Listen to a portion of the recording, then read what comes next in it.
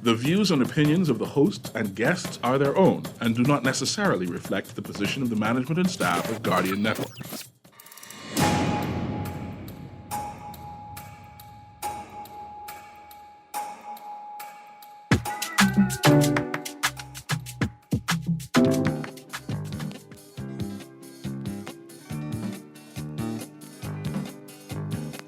I was born on T-Bacon Island.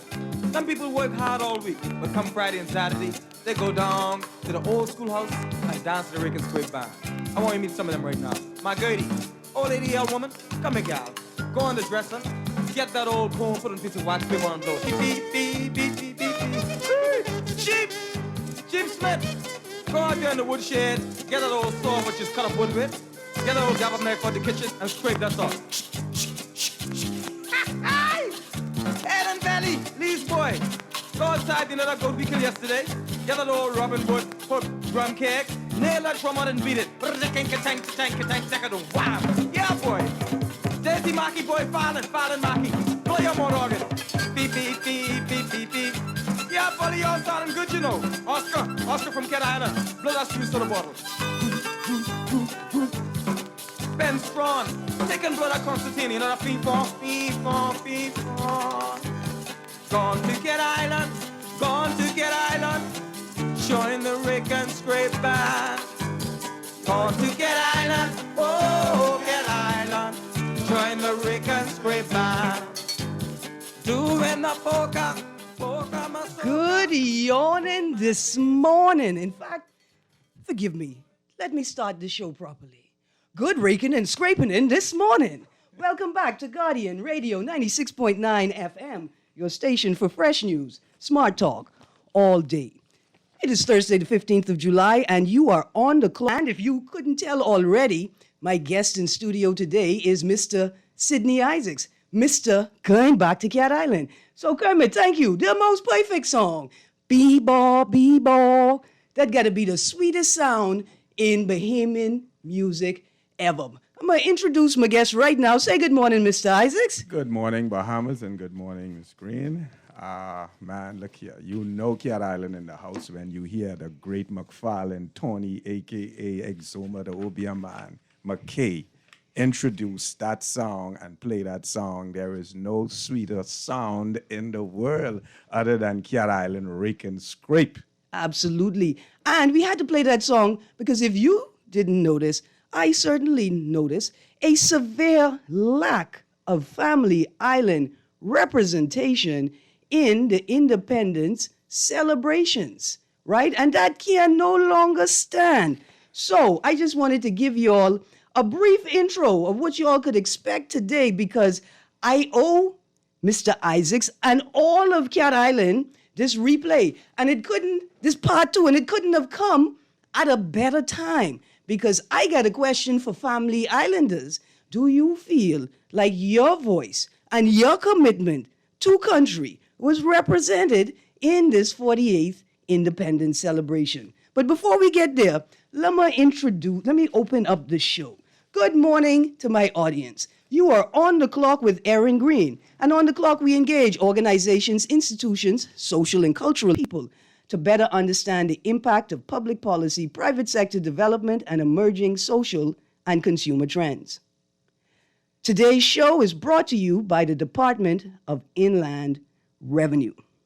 So we're going to get into this very quickly. First, housekeeping note. There were 4 stories in the paper yesterday that I didn't get a chance to talk about. I'm only going to mention what they are, and I think everybody should take a look at these stories. So the first one is the story about the receipt of Pfizer vaccines. And at the very end of the Guardian article, there is a quote by the Minister of Health referencing children. And it seems so odd the way that the story is laid out. And so I encourage you to read that story yourself.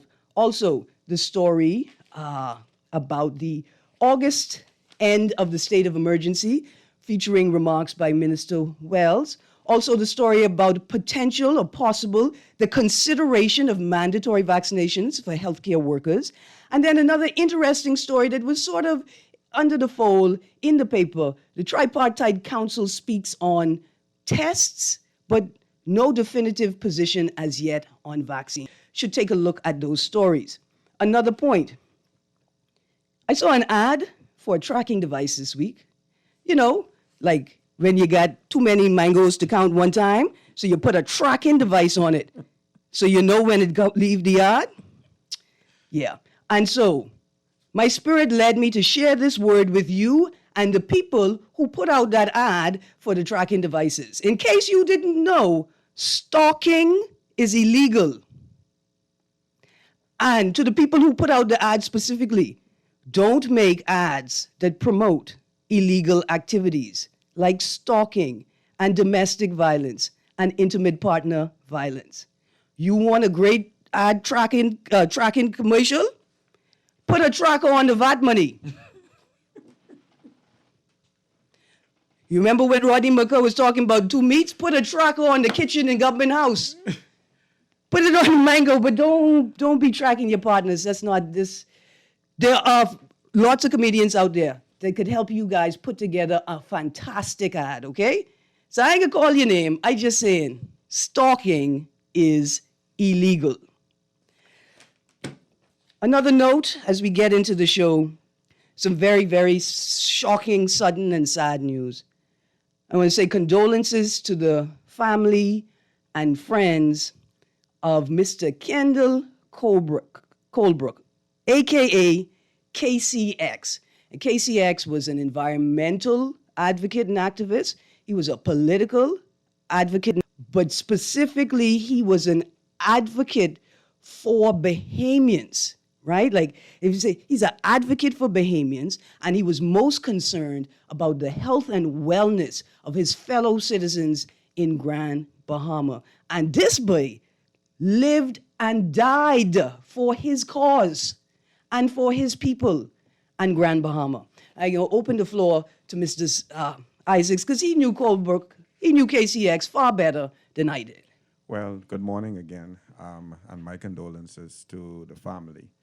And like you said, he became a martyr for his cause, and not much more can be expected out of a man than when he would lay down his life and make his life purpose something that he was willing to die for. The great Martin Luther King, the greatest pacifist other than Mahatma Gandhi, said, if a man has not found a reason for which he would die, he is not worth the life that he is living.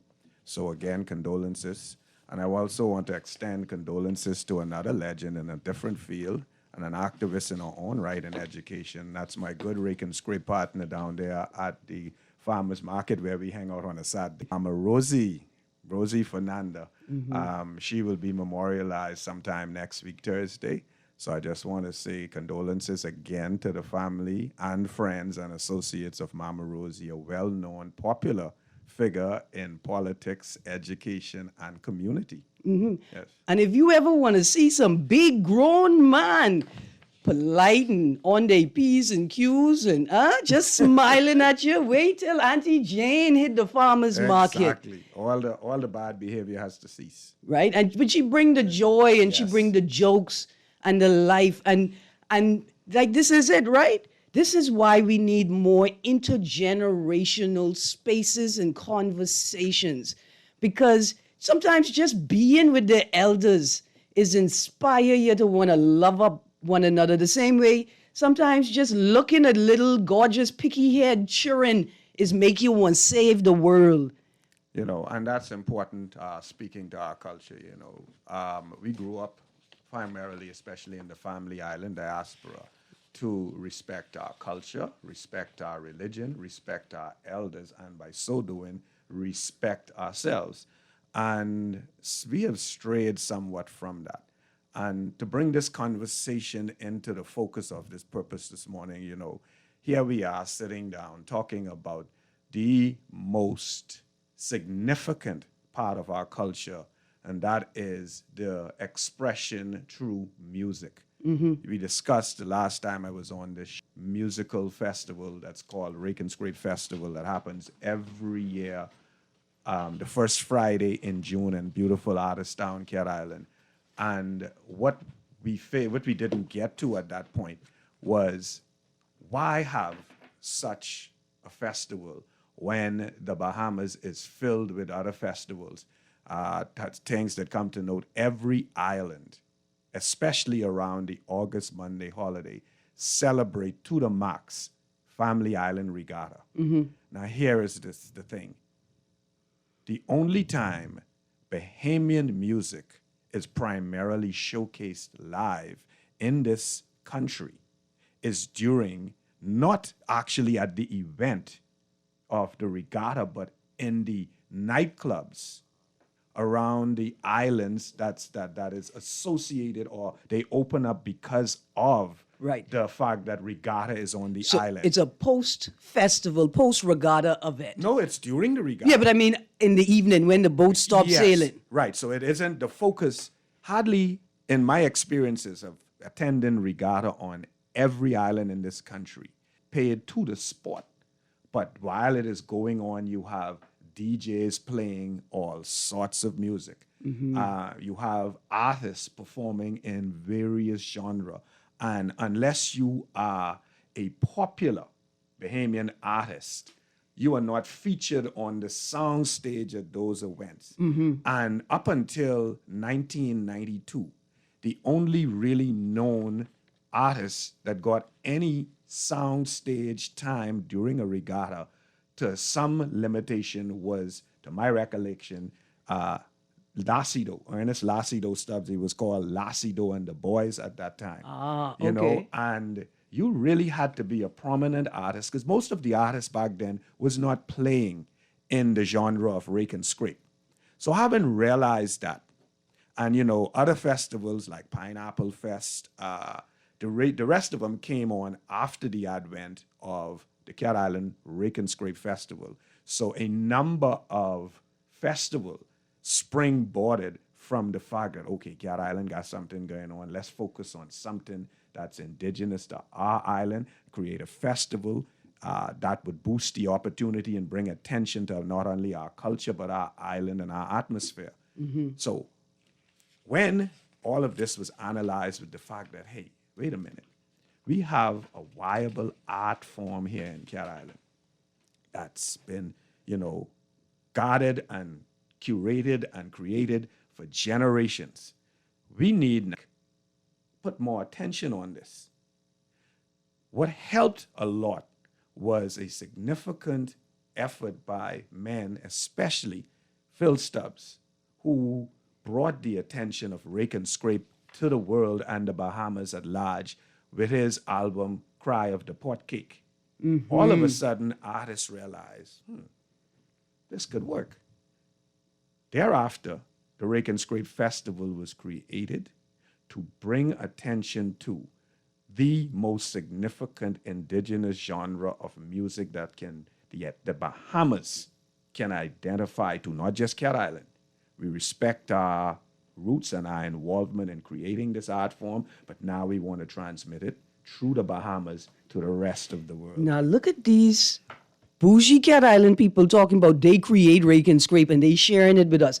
How are you going to tell our brothers and sisters in Abaco, right? Because one of the things, when people ask, is Junkanoo or rake and scrape, right? I always say rake and scrape because I see it present all over the archipelago. But more importantly, I also see Bahamians of European descent deeply invested in the form. I will acknowledge that you all created, right? But I just want the other family islands to not feel jealous. Well, you know, the idea of us focusing on our heritage was not to infuse any jealousy into this. That's far from But it. no, listen, I want the jealousy. Let me tell you Well, why. the jealousy needs to be honed in competition and in a competitive environment. Yes. And we're going to get to that as we discuss further the development and purpose of the Rake and Scrape Festival. Boy, look here. This how you reading my. I hope you're reading my mind. So right now, you know, here we are. Why have a festival for Rake and Scrape itself? Yeah. And like I said, growing up in the family islands, I grew up on music from legendary artists like Rupert and the Rolling Coins, King Eric. Hold and on. his, like, Rupert and the Rolling Coins? and the list goes on and on. And when you think of these artists, subconsciously, we didn't even realize that, hey, we are paying attention to other Caribbean art form, which is merengue, soca, calypso, even reggae, ska, and rocksteady. And I've just a small note. I was doing a little research yesterday in Trinidad, and I buck up on this art form called rapso, right? Which is like Rap and soca. yeah, and it's like so listening to current day, present day Busta Rhymes fusing Caribbean reggae and soca with hip hop. So that would have been like Well, 10 years that's ago. how the art form of dancehall music transformed from reggae. Yeah, yeah. Okay, but here we are in the Bahamas now. Since we on that subject, one of the most prolific, exciting young artists out there in the rake and scrape field is one of our co-inhabitants of the farmers market, Stilito. Yeah, And yeah. when you listen to Stilito, he is very creative with his rake and scrape. He himself have a rap version of rake and scrape that he has put out there. Okay, and it's very, very interesting, and it did not stray from the instrumentation involved in the art itself. Oh. But he was very creative in that he sped up the beat and he put it in an art form. Okay, so 2 points here. If y'all don't understand Stilito and rake and scrape, right? One of the things we're going to talk about today is how music and culture, right, and cultural artisans sit at the core of our personal community, collective, and national development, right? Right. So when you watch the lead video, we raking and we scraping, the perfect or the most authentic representation of Bahamian masculinity, right? What is the Bahamian man's of form? White linen suit, pressed and starched. For every Weddings, occasion. weddings and funerals and proms and graduations. But what you see in Stilito's video is an authentic representation of the Bahamian man. He could dance. Even if he got a belly, this boy could drop to the ground. Right. And so in that he represents these things. And when he performs, he puts his entire spirit into his performance. If you ever seen a Stilito performance, he puts his heart and soul into it on the stage, and thereafter, the man has to be revived. He puts so much enthusiasm and effort into his stage performance, but not straying from the course of the conversation. So the subject was still, why have this festival? Well, one, we need to identify that, hey, here is a music form that is indigenous to this country. Even though, like you say, it was created in Cat Island, it became popular in some way, shape, or form throughout the Bahamas because Cat Islanders didn't keep it to themselves. They traveled, like Ernest Stubbs, to various regatta sites, various over-the-hill spots in Nassau. To my memory and recollection, growing up in Adelaide at Avery's and other places there, at the Mud, on Carmichael Road. Then, most recently, they found a home at what they call the same old place. Because Okay. this replaces the Lacido Boys Club in Cat Island. Okay. So the same, which is now the Volkswagen dealership. And these efforts caused the elites who were looking for something indigenous, something local, to home in on these locations and bit by bit support the effort of our own culture and our own presence in this genre. And thereafter, the Cat Islanders realized, hey, we need to educate and inform, create a platform where this can, one, be recognized and identified as something viable through the popularism of this art form, this genre of music, speak to the philosophical, religious, social, political topics and subjects that we experience and we want to share in this country. And the best way that you can speak to an Afro-centric, Afro-descendant population is through music. You in books, a select few will study and share. You put our history on a billboard, we pass it, we ignore it. You put our history in music, we listen to it, We may not pay much attention to it, but subconsciously it resonates in our spirit, in our soul. And as we grow older and we mature, we realize here is something out of rote learning that I have in my core essence as a human being that I can share now with generations to come and express to them, hey, listen, you hear Ronnie Butler singing about going down Burma Road? Let me explain to you that aspect of our history. You listen to Eddie Menace talk about the public disclosure bill in the song Show and Tell. And then you were able to tell your grandkids, listen, that was actually a law that was forcibly enacted in the House of Assembly by a popular prime minister who had to fight his own cabinet to get it done so that the Bahamas would not look as a corrupt banana republic. Yeah. So this is the importance of us, one, having a festival that, two, identifies that this is a genre that is all Bahamian, and because of this now, we have a expression that the world could come to us and enjoy and identify in our predominantly tourist market to say that I went to the Bahamas and this is a product that I brought back. These people are awesome. Look at the instrumentation that are primarily used. Look at the type of respect they get locally. And by doing that, we get the international respect. So this was all the purpose behind creating this festival, inviting people into our home, sharing not only the musical culture, but sharing the culinary culture, the spoken word culture through poetry, and showing off what's popular and significant about our island and by extension, the Bahamas. Look here, a model in a model for not just family island development, but for national development, for policy development even. Man, we're going to take this call, and then when we come back from the break, I got some questions for you about the festival and the potential of family island imagination and determination driving the national voice and the national vision. Yes. So let's get to this call. Caller, you're on the clock. Good morning, caller. Golly days, it's Dark Voice along with you and your guest, Erin, Greene Eyes Greene. Good morning, Bremen. How you doing? I'm holding saying God. I have a couple of inches to Harold today. The gentleman speaks of Cat Island with the rake and scrape, right? Yes, Mr. Sidney Isaacs, one of the founders of the Cat Island Rake and Scrape Festival.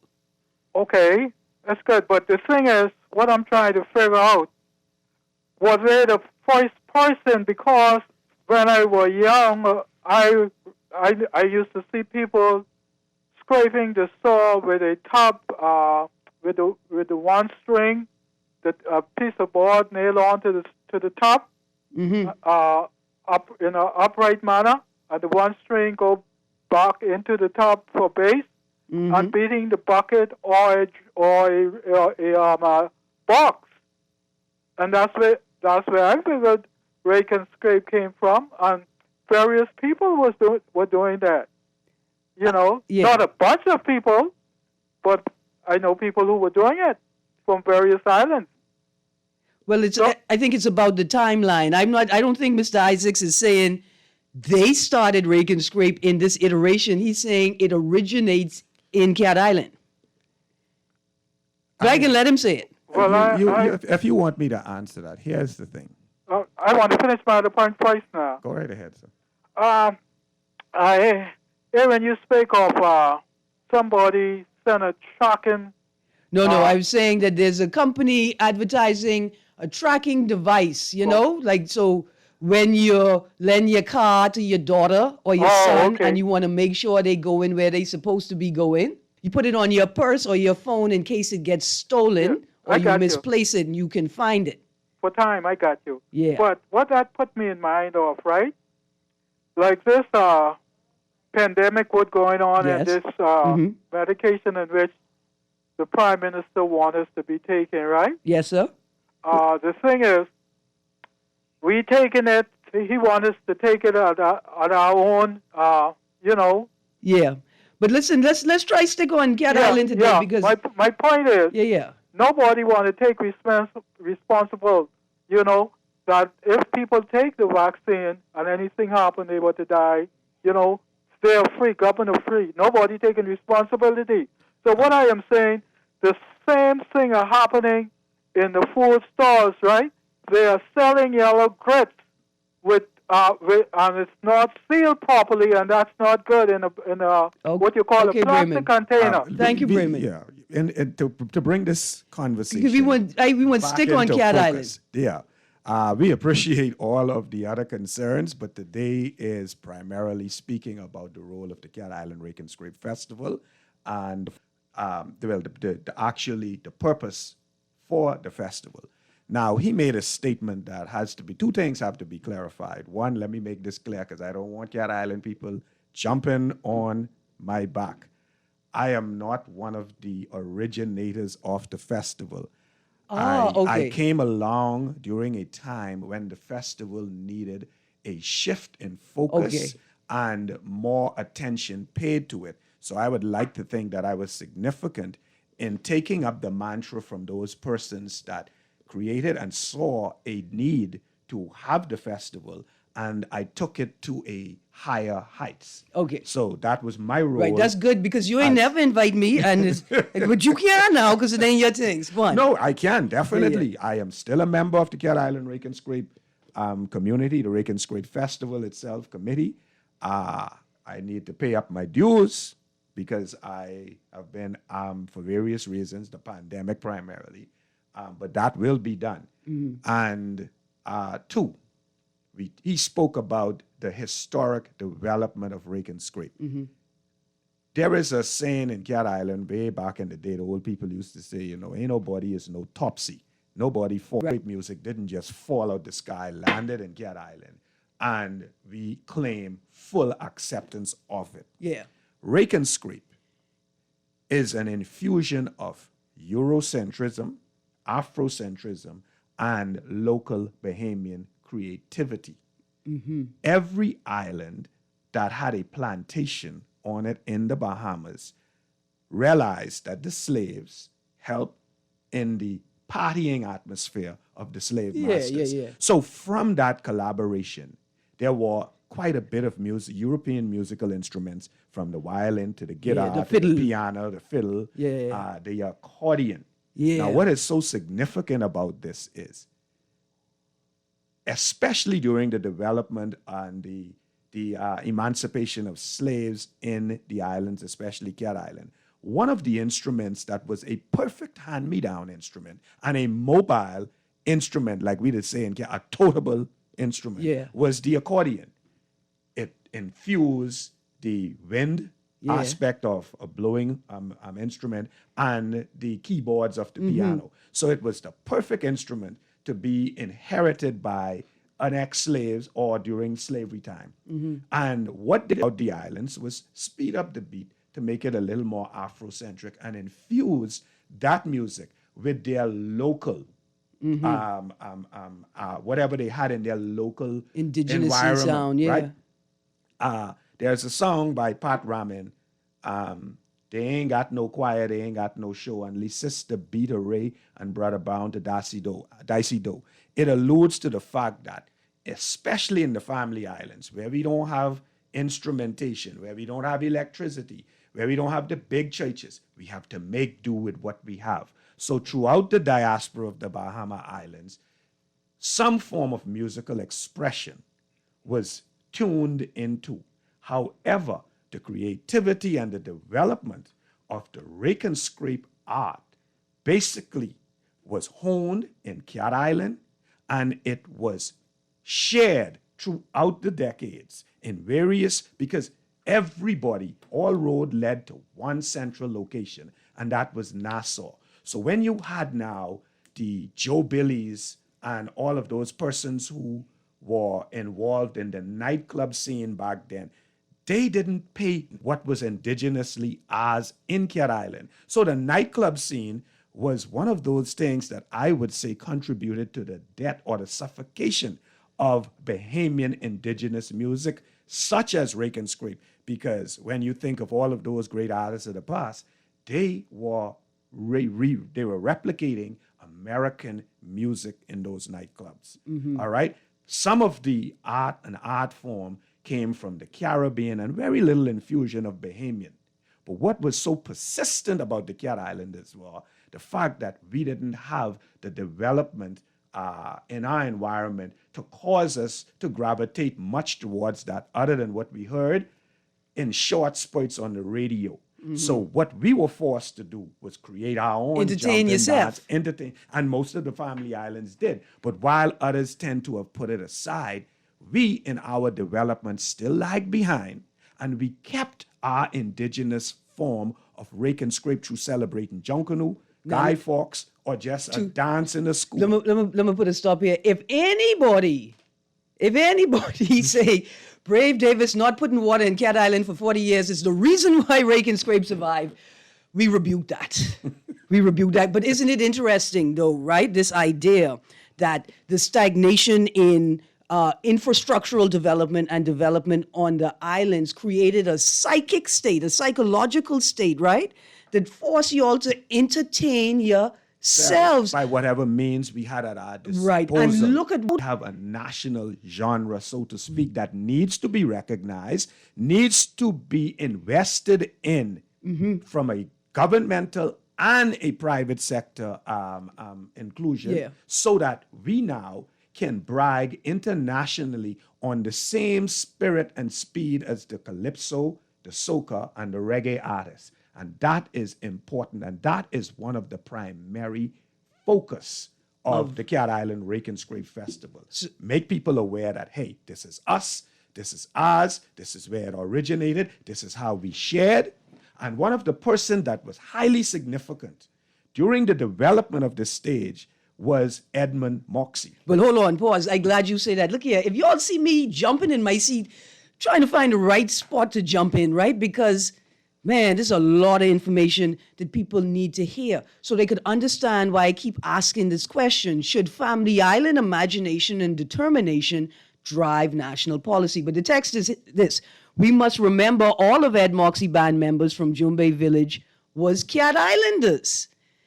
Ednell Miller playing both the Constantina, Which is another name for the accordion. and I didn't know that, and drum at the same time. Hula Newbold cramping the saw from the 70s. That's what you do, you cramp the saw? That's the art of bending it and scraping. So you don't just leave Yeah. You flex the saw At the same to time. you get a different inflection of sounds. Yes.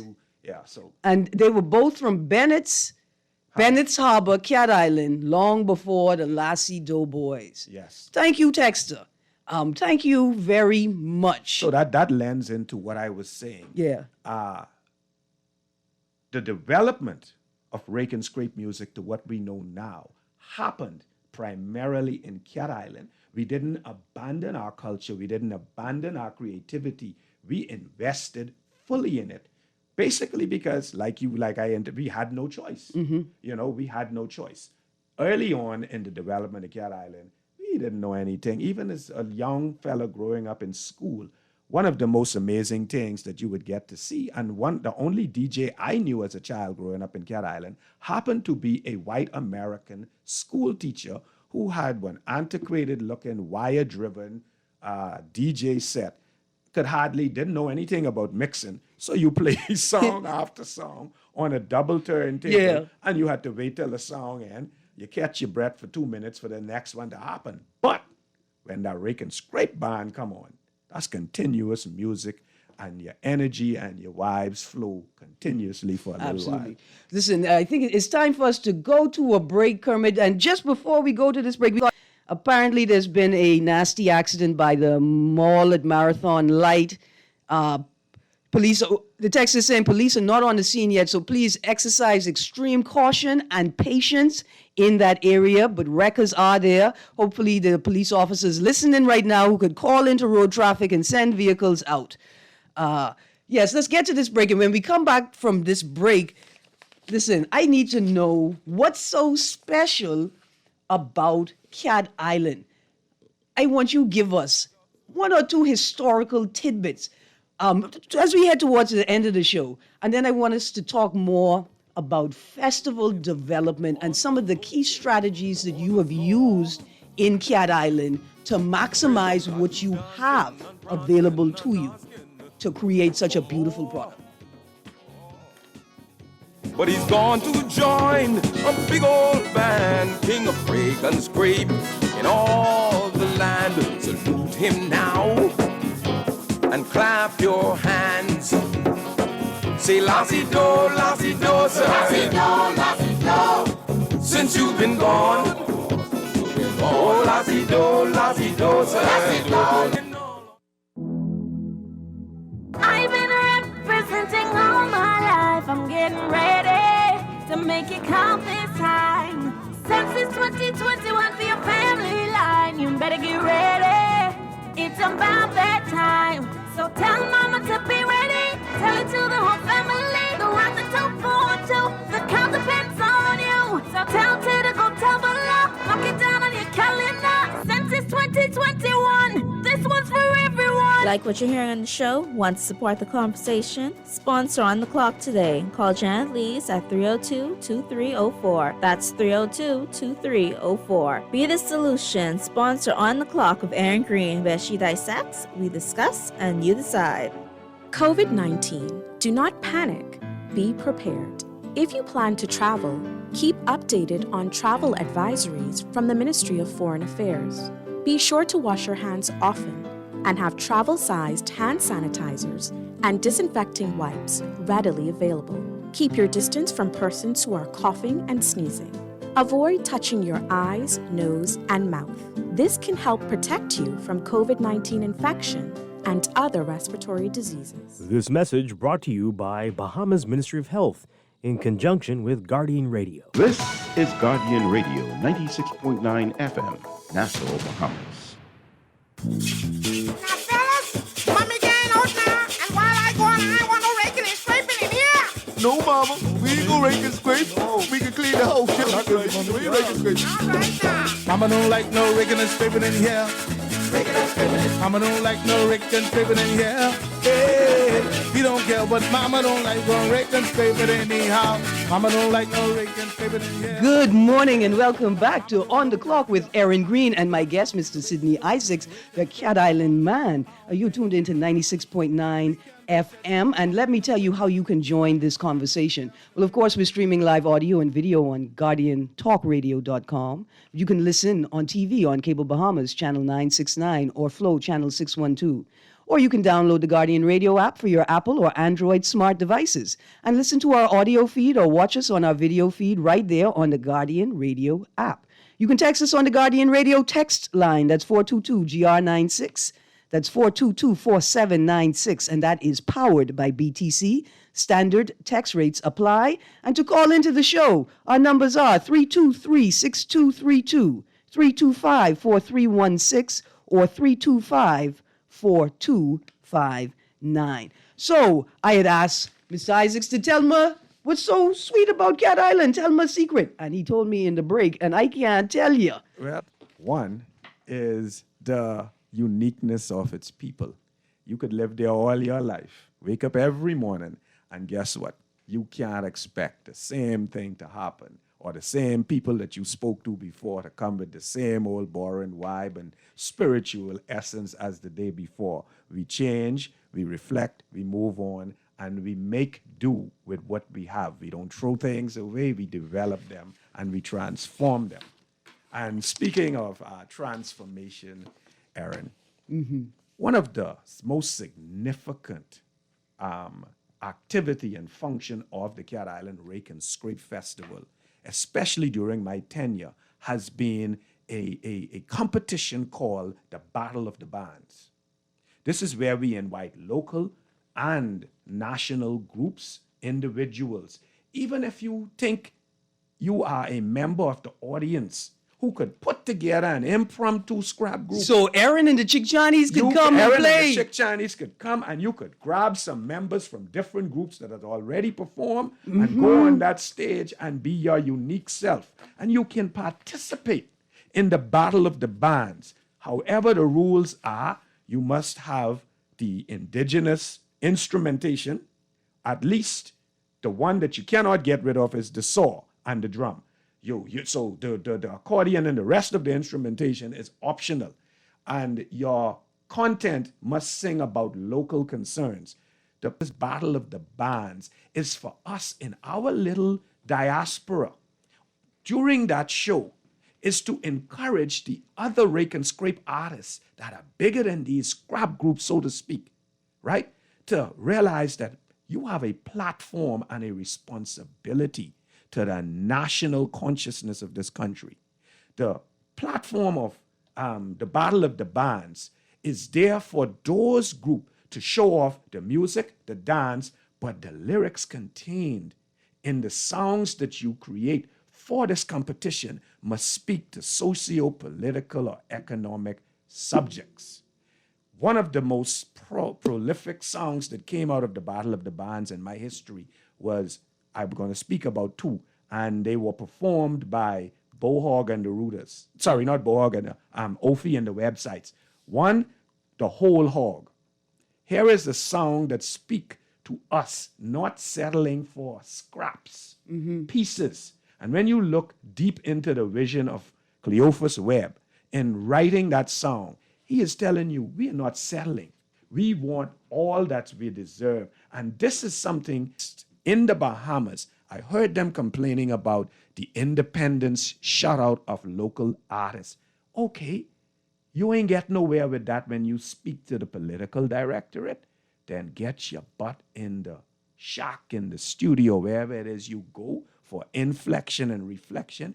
Put it in writing, put it in music, express your frustration, and get it out express there. yourself, and document this period in Bahamian history where you think the artists of the Bahamas from the secular world was slighted for something that really didn't represent us. Don't brood about it only on talk shows and the talk show circuit and among yourselves. D-Mark, memorialize it. Lady E, Sweet Emily, and all of those who put pen to paper. Let us dance to it. Let us use it on our political protests, our social protests, and let us etch this time. And that is the responsibility. I got to cut you for a second and put it in your political campaign songs. Stop copying American popular songs. Get the local artists to make it. All right, look here. Caller, you got 30 seconds because I got to add. I got to read. You're on the clock. Good morning, caller. You still there? Good morning, Miss Greene. Good morning, Sparky. How you doing? Man, you tell me calling, now you tell me I got 30 seconds, you all going long-winded. Let me tell you, one of the things I really mad at, I would say my four parents, is this. Yes. At 70 years old, I've only been to about 2 or 3 islands in the Bahamas. Mm-hmm. Let me tell you something. When I remember growing up, every summer, they used to find. Every summer, we go to Miami for something. Biscayne Boulevard, down there by Ponce de Leon Hotel, all around Columbus Hotel. I didn't know Miami backward and forward. Down over what do you call the place, over the hill or whatever. And I bet you don't know where Brother Henry used to live. I never been to Cat Island. I heard with all these may go on to Cat Island and all this. Unless you belong to some political group who go around campaigning, you'll grow up in Nassau. Some people in Nassau never been to East End yet.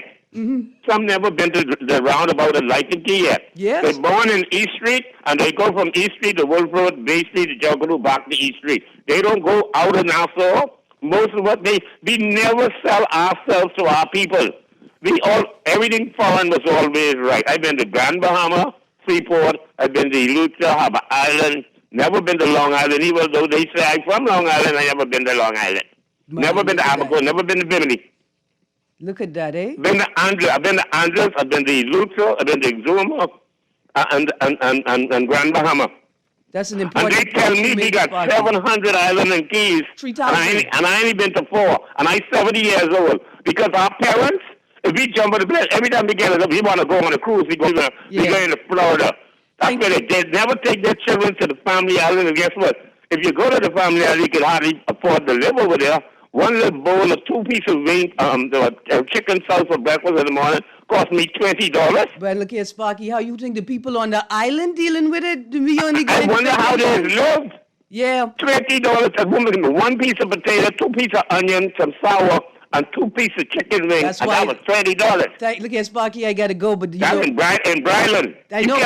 You can't afford to live in the Bahamas. That's why the South tastes so good, because it costs $1,000 to make. Thank you very much, Sparky. I gotta go. I gotta read this ad, and it's so apropos, right? I have a message about the Family Island Development Act.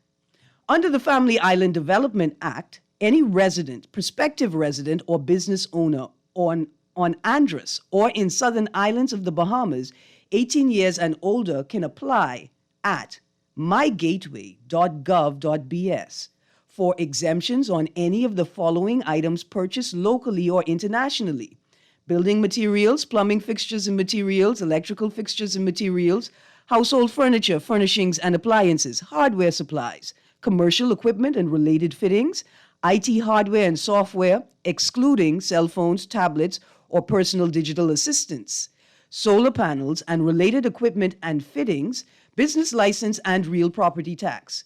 This message is brought to you by the Ministry of Finance. Now, I figure that's a good place. Well, that's where I had to put it, because here we see some movement from the government in increasing resources and access to resources for family islanders, right?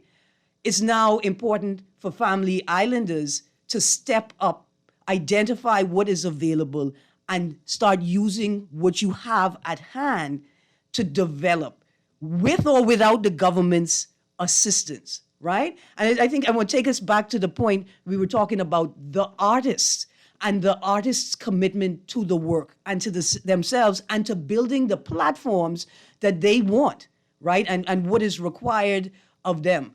My critique of the Independence celebration, one of them was, why didn't the artists just host their own concert and encourage Bahamians to donate to pay the artists?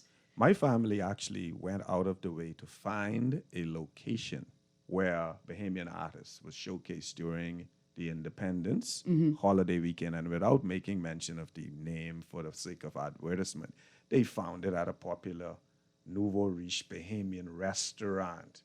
And a number of artists was featured there themselves. They shared the experience by WhatsApp, Facebook Live, and you name it. And if the individual finding this, not by, they didn't set out with this purpose, but they came across it. Yeah. And they participated, and it was well attended. How much more if the artists, like you say, had put that effort into telling us, this is where we are going to be, this is our protest. Take away from the attention from the scheduling of the political director and put it on yourself. You have that power. Understand that. I know I'm going to get in trouble, and a lot of people are going to be coming after me. My name is Sidney Isaacs. My page on Facebook is such. But in trouble. I have an adword there saying that I will be here today. All of your concerns, befriend me on Facebook, put it there. Yeah, but let's discuss Ain't this. nobody could be mad at you for telling Bahamian artists to use their own agency, to realize their own power and potential, and to organize amongst themselves. And it is so easy. We have no excuse, really, Well- because you can download an app and put together your music. You understand? Yeah. In this digital era, you don't have to sit in a studio as much as in the past. Let's your previous guest on this show. Let me shout out to my former mentor. You my call the mentee, name. You call it. Solo. Solo made. To the Solo. Google. The Bahamian artists need to understand that something happened 10 minutes ago. Solo already have that. Put it out there. And within an hour to 2 hours of that happening, he puts it in a popular platform, and it gets out. I am just praying and hoping that Solo catalogs each and every one of these things so that we could have a historical catalog of the concerns that he expressed as they happen. The Bahamian artist doesn't have to do it in real time like that, but significant, prolific occurrences in our environment and our communities have to be expressed and documented. You have to take the opportunity whilst it's still fresh in the minds of our people. And you have to be able to put pen to paper. They say Tupac wrote 6 songs in 10 minutes. Yeah. Come on, it's not that hard. And you got to take the documentation of history out of the hands of the political class and the political culture. And the foreign investor who has a vested interest for us through persons in this country, just making it a blurred, dismal representation and a distraction from. And basically, when you look at the whole structure and setup of Cat Island Rake and Scrape Festival, when you invite these artists on stage, we don't just invite them into Cat Island just to come and perform on stage. We display our talents, we display our culture, we encourage them to walk through the community, go to different nightclubs, go on a sightseeing tour. And a number of songs were penned and written in Cat Island by these artists. One that's been brought to mind, Obia and the Cat. Obia and the Cat, that's Obia the band? and the Or Cat. That is a song that was collaborated on, I believe, by 3 individuals in Cat Island. I'm not going to get in trouble by calling any names. No, but don't. it was performed by Clay Cupid Adderley, and it's called Obia and the Cat. Man, look here. Okay, so watch this. I got a call, and then I got to ask you, where can we find all of these artists and their music? Caller, you're on the clock. But listen, we talking Cat Island, Family Island development, political vision, and imagination. Good morning, caller. You still there? I'm so sorry, caller. We lost you. Let's get back to that. Yes, so here we are. We have a genre of music that has been kept, curated, and honed in a particular island and shared with the rest of the Bahamas. Now we at a juncture, a crossroads in the development of our society where there are a number of concerns that etches and just brings out the best and the worst of us. And it makes me think, it's just a tiny bit of politics. It makes me think, is the political class afraid that the secular artists were going to break out and tell the stories and lived experiences of Bahamians over the last 18 months? There is a truth that says power concedes nothing without demand. And if you don't put demand on power, you can expect nothing. So I do not expect the ruling class, the governance that exists, to always, because their existence is based on popularity. They are not going to sign on and sign up for anything that's unpopular or is criticizing them. That tells you right there how much of a social responsibility the Bahamian musicians have to our society. To the collective. And they need to understand that they are the people who represent the power that is greater than the people in power. Now, guys, you hear that music? That means we're all out of time. And just look here, I got to have Mr. Cat Island back for a toy time if Cat Island will release him back to us badhead Nassau people. Look here, I got a text here say, great show as usual, but you can't track a mango. A mango is untraceable. Look here, that's what my mother's telling me all the time. Many persons who grew up in Nassau, New Providence, are brainwashed by the government for years. They rely on government for everything. These governments over the years have no business experience. They have a lot of no experience. Hey, Miss Greene, until the government start making the family island affordable, existed. You see, we got to work on that energy crisis.